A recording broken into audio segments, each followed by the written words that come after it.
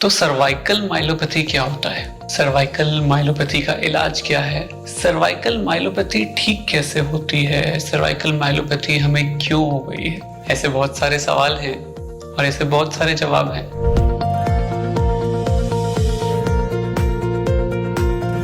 हमें cervical myelopathy को समझने के लिए ये समझना बहुत जरूरी है कि सर्वाइकल माइलोपैथी का मूल कारण क्या है और सर्वाइकल माइलोपैथी में एग्जैक्टली मतलब पैथो एनाटॉमी में बॉडी में होता क्या है। तो देखिए, सर्वाइकल माइलोपैथी वर्ड बनता है सर्वाइकल माइलॉन से और माइलॉन का मतलब है सर्वाइकल स्पाइन की मेन नस। हमारे दिमाग से एक मेन नस निकलती है जिसको हम स्पाइनल कॉर्ड कहते हैं। जब ये नस हमारी गर्दन के एरिया से इस वाले एरिया से पास कर रही होती है तो इसको हम कहते हैं सर्वाइकल स्पाइनल कॉर्ड या फिर सर्वाइकल माइलॉन। जब ये पास करती है हमारे छाती के थोरैक्स के एरिया से तो हम इसे कहते हैं थोरैसिक कॉर्ड। और जब हम ये लंबर स्पाइन में आती है तो ऊपर वाले लंबर हड्डियों में तो ये कॉर्ड के रूप में रहती है और बाद में ये सिर्फ रूट्स बन जाती हैं। तो फिर उसके बाद खाली रूट्स रह जाती हैं। कोनस मेडुलरिस के बाद सिर्फ रूट्स ही दिखाई देती हैं। तो सर्वाइकल के बारे में अगर हम बात करें तो जो सर्वाइकल माइलोपैथी है इसका मतलब है सर्वाइकल माइलॉन का प्रेस हो जाना या सर्वाइकल माइलॉन का दब जाना। तो जो हमारी सर्वाइकल के अंदर स्पाइनल कॉर्ड है अगर वो किसी भी कारणवश दब जाए तो उसको टेक्निकली कहा जाएगा कि मरीज को सर्वाइकल माइलोपैथी हो गई है। अब सर्वाइकल माइलोपैथी में क्या होता है कि मरीज को कॉर्ड दबने की वजह से कुछ सिम्टम्स आ सकते हैं। ये सिम्टम्स कॉर्ड कितनी दबी है उसके हिसाब से डिसाइड होते हैं माइल्ड, मॉडरेट और सीवियर की कैटेगरी में, हल्के, बीच के या बहुत ज्यादा की कैटेगरी में।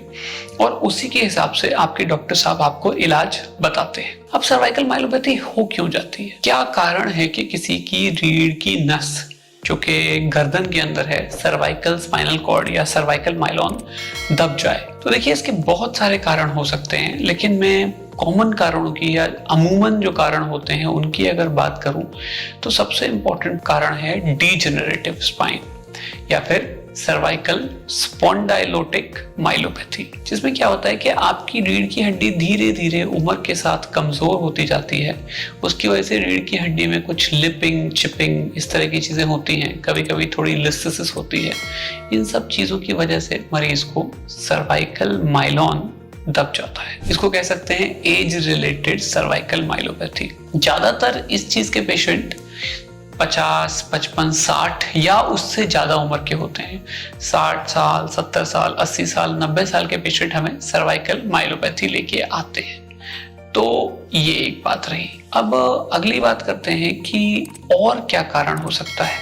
देखिए, कई पेशेंट्स में होता क्या है कि जो सर्वाइकल कैनाल का नॉर्मल मोटाई है वो जब उनकी सर्वाइकल कैनाल बन रही होती है इंट्रा यूट्राइन लाइफ में या फिर जब वो अपनी माँ के पेट में होते हैं तो वो थोड़ी सकरी या थोड़ी पतली बनती है और जो एक्चुअल डायमीटर है उतना मरीज को मिल ही नहीं पाता।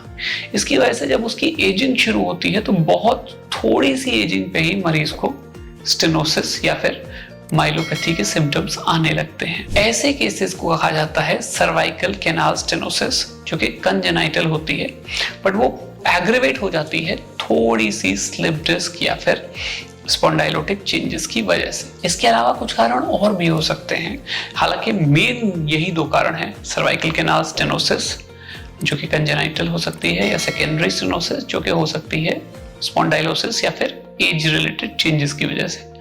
तो इसके अलावा कुछ और कारण हैं जिनका मैं नाम बताता हूं, जैसे कि कोई इन्फेक्शन हो जाना, टीबी हो जाना, ट्यूमर हो जाना। तो ऐसे कुछ कारण भी होते हैं। कभी कभी कोई फ्रैक्चर हो जाए उसकी वजह से भी माइलोपैथी हो सकती है। अब माइलोपैथी में क्या क्या सिम्टम्स आते हैं? देखिए, माइलोपैथी के सिम्टम्स में क्या होता है कि मरीज को हाथों में, शोल्डर्स में और पैरों में सुन्नाहट हो सकती है, दर्द हो सकता है, वीकनेस हो सकती है, कोऑर्डिनेशन प्रॉब्लम हो सकती है। जैसे मरीज ये बोले कि सर वैसे तो मैं काम कर लेता हूँ लेकिन मैं अपने बटन नहीं लगा पाता, या मैं अपना नाड़ा नहीं बांध पाता, या फिर जब मैं खाना खाता हूं तो खाने का कौर नहीं बना पाता, खाना मेरे हाथ से गिरने लगा है। या फिर और भी ज्यादा फाइन मोटर न्यूरॉन में पेशेंट से हम पूछते हैं कि क्या आप बैंक के साइन आपके मैच करते हैं, तो बताते हैं कि बैंक के साइन अब मेरे मैच करना बंद हो गए हैं, या मैं पेन नहीं पकड़ पा रहा हूँ, या फिर मैं खुद ही आइडेंटिफाई कर पा रहा हूँ कि मेरे साइन चेंज होने लगे। ये सब बातें, ये तो रही हैंड्स की बातें। अगर किसी को माइलोपैथी है तो पेशेंट के पैरों में भी कमजोरी आना, भारीपन आना, पैरों में झटके लगना, इस तरह की चीजें हो सकती हैं। एक बहुत कॉमन सिम्टम है, पेशेंट हमें बताता है कि सर मेरा बैलेंस नहीं बनता, मुझे लगता है कि मैं गिर जाऊंगा, और मुझे लगता है कि जब मैं चलता हूँ तो अगर सरफेस नॉर्मल नहीं है, उबड़ खाबड़ है, टेढ़ी मेढ़ी सरफेस पे मैं चल रहा हूँ जो कि जमीन है, या फिर मैं सीढ़ियों पे चढ़ रहा हूँ, तो मुझे बिल्कुल भी बैलेंस नहीं बनता। तो जो बेसिकली बैलेंस ना बन पाना, वो भी ऐसी जगह जहाँ पर हमारा उबड़ खाबड़ सरफेस है या उबड़ खाबड़ रास्ता है, उसमें सबसे पहले पेशेंट ये बताता है कि हमें बैलेंस इशू आ रहा है। तो ये बहुत कॉमनली सर्वाइकल माइलोपैथी की वजह से होता है। अब इम्पोर्टेंट सवाल आता है कि और ग्रेव सिम्टम्स में क्या होता है। देखिए, अगर इससे ज्यादा सिम्टम्स आए किसी को तो फिर पेशेंट को पैरालिसिस होने लगती है, हाथ से सामान गिरने लगेगा, पैरों से बिल्कुल नहीं चला जाएगा, खड़ा भी नहीं हुआ जाएगा, पेशेंट वॉकर से कुछ कदम चल पाएगा या फिर व्हील चेयर से ही चलेगा। बहुत एडवांस्ड केसेस में कंप्लीट पैरालिसिस भी हो सकती है। पेशेंट को यूरिन पे कंट्रोल चला जाएगा, या पेशेंट से यूरिन रुकेगा नहीं या रुक रुक के आएगा। पेशेंट को लेट्रिन का कंट्रोल अच्छा नहीं होगा, पेशेंट को कॉन्स्टिपेशन बहुत दिन तक रह सकता है। तो ऐसे बहुत सारे कंप्लेंट्स पेशेंट को आने लगते हैं, और इस बात पे डिपेंड करता है कंप्लेंट्स कितने सीवियर होंगे कि नस पे कितना दबाव है। तो जब ये केसेस हमारे पास आते हैं, अगर ये माइल्ड केसेस हैं, तो फिर इसमें हम जनरली फिजियोथेरेपी, एक्सरसाइज, दवाई देते हैं मरीज को। कभी कभी कायरोप्रैक्टर्स को भी एडवाइस करते हैं। ये सारी चीजें अच्छा इलाज दे सकती हैं। पर यदि मेरे मरीज को इन सब चीजों से फायदा नहीं आ रहा है, तो फिर मैं अपने पेशेंट को नेक्स्ट स्टेज पे एवेल्युएट करता हूँ और ये सोचता हूँ कि कहीं पेशेंट को सर्जिकल इंटरवेंशन की जरूरत तो नहीं है, या फिर मुझे लग रहा है कि पेशेंट पैरालाइज हो रहा है, पेशेंट के हाथों से कमजोरी बढ़ रही है या सामान गिरने लगा है, या मुझे लग रहा है कि पेशेंट का कोऑर्डिनेशन ठीक नहीं हो रहा है, पेशेंट बैलेंस नहीं बना पा रहा है। तो ऐसे पेशेंट्स को हम लोग सर्जरी के बारे में बताते हैं। हम ये बताते हैं कि इसकी सर्जरी भी की जा सकती है, और सर्जिकली जो माइलॉन पे कंप्रेशन है या जो स्पाइनल कॉर्ड पे कंप्रेशन है उसको हटाया जा सकता है और अच्छा रिजल्ट दिया जा सकता है। आजकल के ज़माने में सर्जरीज बहुत सेफ भी हो गई है, क्योंकि जब से एंडोस्कोप आया है, माइक्रोस्कोप आया है, तो अच्छे रिजल्ट हम लोग कंसिस्टेंटली डिलीवर कर पा रहे हैं। और आजकल एक और बात भी हुई है कि हमें ब्लीडिंग कंट्रोल करने के लिए भी ज़्यादा दिक्कत नहीं उठानी पड़ती, क्योंकि एंडोस्कोप में हमारे पास ये फैसिलिटी है कि वो अंडर वाटर सर्जरी है तो ब्लीडिंग होती ही नहीं है।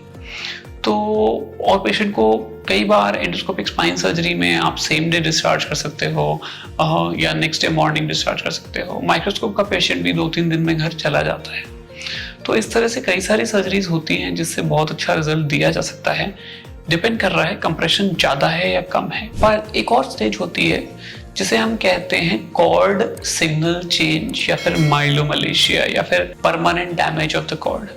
अगर आपके एमआरआई में ऐसा कुछ लिखा है कि cord signal change, I repeat cord signal change, अगर ऐसा कुछ बोल रहा है आपका एमआरआई, तो ये बहुत सीरियस बात है। आपको अलर्ट हो जाना चाहिए, अपने डॉक्टर से डिस्कस करना चाहिए कि कहीं ये कॉर्ड सिग्नल चेंज रीढ़ की हड्डी पे नस के दबाव या फिर माइलोपैथी की वजह से तो नहीं है।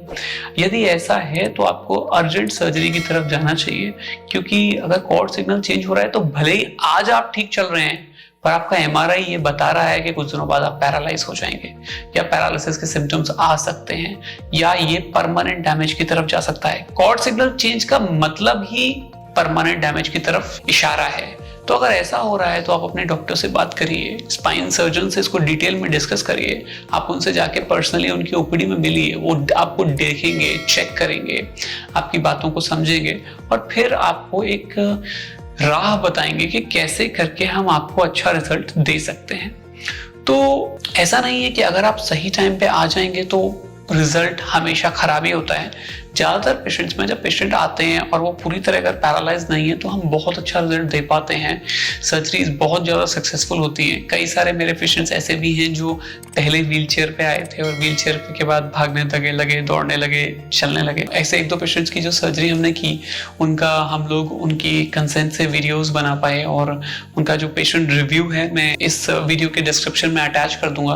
उसको आप देख के कॉन्फिडेंस ले सकते हैं कि पेशेंट चलने भी लगता है कभी-कभी और सही टाइम पे सर्जरी हो जानी चाहिए। हालांकि बहुत ज़्यादा लेट हो जाने पे और कॉर्ड में अगर परमानेंट डैमेज अगर हो गया है तो फिर अगर सर्जरी बहुत लेट होगी तो फिर हो सकता है रिजल्ट बहुत अच्छा ना आए। तो अगर आपको सर्वाइकल माइलोपैथी है और ये दिक्कत बढ़ रही है या आप परेशान हो रहे हैं तो अपने स्पाइन सर्जन से मिलिए। इस प्रॉब्लम के बारे में उनसे डिटेल में डिस्कस करिए, कि समझने की कोशिश करिए कि दिक्कत क्यों आ रही है, दिक्कत कितनी है और इसका सही इलाज क्या है। मैं उम्मीद करता हूँ कि आपकी सर्वाइकल माइलोपैथी जल्दी ठीक हो जाएगी, आप बिल्कुल ठीक हो जाएंगे। मैं चाहता हूँ सारे लोग बिल्कुल ठीक हो जाएं और किसी को भी दर्द से या वीकनेस से ना जूझना पड़े। इसी प्रेयर के साथ मैं आप लोगों से विदा लेता हूँ। फिर से हाजिर हो जाऊंगा एक नए वीडियो के साथ, एक अच्छी सी स्टोरी के साथ और थोड़ी सी जानकारी के साथ। अगर आपको मेरे वीडियोस पसंद हैं तो मेरे चैनल को प्लीज सब्सक्राइब करिए, लाइक करिए, उससे मेरे को बहुत सारा हौसला अफजाई होगी। Thank you very much.